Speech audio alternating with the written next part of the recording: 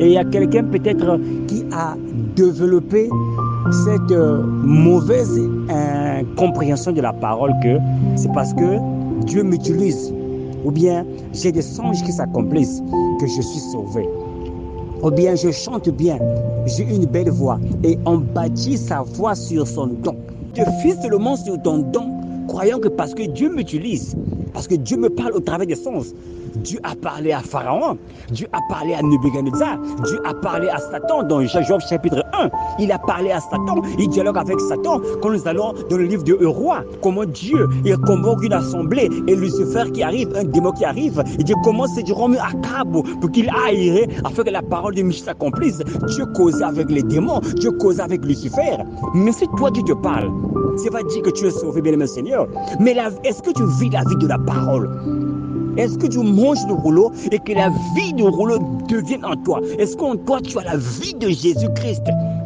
Alléluia! C'est vraiment un piège du diable. Je dis bien, mes seigneurs, c'est un grand piège du diable. Même si les gens sont sauvés parce que tu dis ou bien parce que tu prêches, bien mes seigneurs, ne veut pas dire que tu es sauvé, mon frère. Tu dois vivre la parole de Dieu. Je répète, nous devons vivre la parole de Dieu.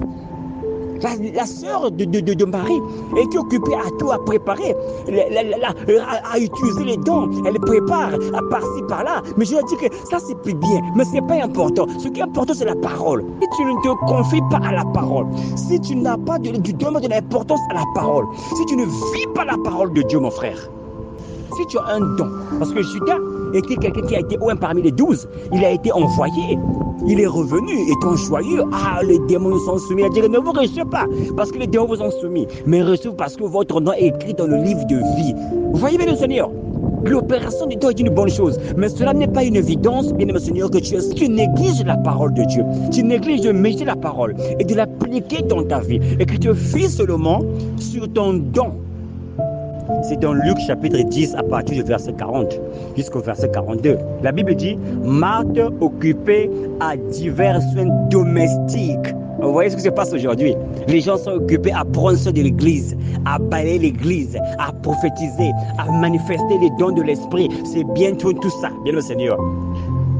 Survint et dit, Seigneur, cela ne fait-il rien que ma sœur me laisse seule pour servir? Dis-lui donc de m'aider. Alléluia.